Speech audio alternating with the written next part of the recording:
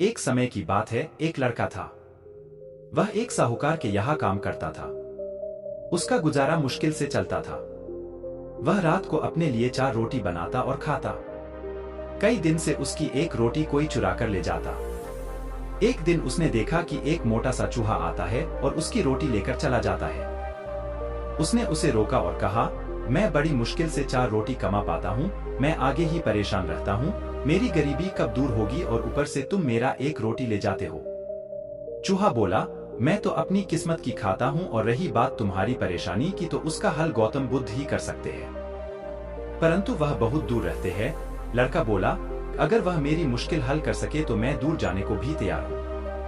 अपनी समस्या का समाधान पाने के लिए वह साहूकार से कुछ दिनों की छुट्टी लेता है और महात्मा बुद्ध से मिलने के लिए निकल पड़ता है। चलते चलते रात हो जाती है। उसे रात रहने के लिए एक जगह चाहिए थी। उसने पास में ही एक हवेली देखी और हवेली का दरवाजा खटखटाया। हवेली से एक महिला बाहर आती है। वह लड़का उसको बताता है, मुझे महात्मा बुद्ध से मिलने जाना है और रास्ता बहुत लंबा है, क्या मैं यहाँ एक रात के लिए रुक सकता हूँ? हवेली की मालकिन बोली, हाँ तुम रुक सकते हो, लेकिन मेरी एक शर्त है। तुम्हें महात्मा बुद्ध से मेरा एक सवाल पूछना होगा। मेरी बेटी 20 साल की हो गई है पर वह बोलती नहीं है। उनसे पूछना कि वह कब बोलेगी। लड़का बोला, ठीक है, मैं महात्मा बुद्ध से आपके प्रश्न का उत्तर पूछ दूंगा। एक रात वहां रहकर लड़का अगले दिन अपने सफर पर चल पड़ता है। आगे एक पर्वत और दुर्गम रास्ता था। वहां एक जादूगर तपस्या कर रहा था। वह लड़का उससे महात्मा बुद्ध तक जाने का आसान रास्ता पूछता है। जादूगर कहता है कि मैं तुम्हें अपनी जादू की छड़ी से तुमको आगे नदी तक पहुंचा दूंगा, पर तुम्हें मेरा एक प्रश्न महात्मा बुद्ध पूछना होगा। मैं 1000 साल से तपस्या कर रहा हूं, मैं स्वर्ग कब जाऊंगा? लड़का उसकी बात मान लेता है और जादूगर उसे नदी तक पहुंचा देता है। नदी को पार करते ही बुद्ध का आश्रम था। वहां एक बड़ा सा कछुआ था। उस लड़के ने कछुआ से कहा, मुझे महात्मा बुद्ध के आश्रम तक जाना है, मुझे अपनी पीठ पर नदी पार करवा दो। कछुआ बोला, नदी तो मैं पार करवा दूंगा, परंतु तुम्हें महात्मा बुद्ध से मेरा एक प्रश्न पूछना होगा। मैं 500 साल से नदी में हूँ, मैं ड्रैगन कब बनूंगा? लड़का कछुए की बात मान लेता है और वह नदी पार करवा देता है। वह महात्मा बुद्ध के आश्रम पहुंच जाता है। जब वह महात्मा बुद्ध से मिलता है तो कहता है कि मुझे आपसे अपने प्रश्नों के जवाब चाहिए। महात्मा बुद्ध कहते हैं कि ठीक है, लेकिन मैं केवल 3 सवालों का ही जवाब दूंगा। महात्मा बुद्ध देखना चाहते थे कि वह किसके प्रश्न का त्याग करता है। उधर लड़के के मन में द्वंद्व चल रहा था कि मैं किसके सवाल का त्याग करूं।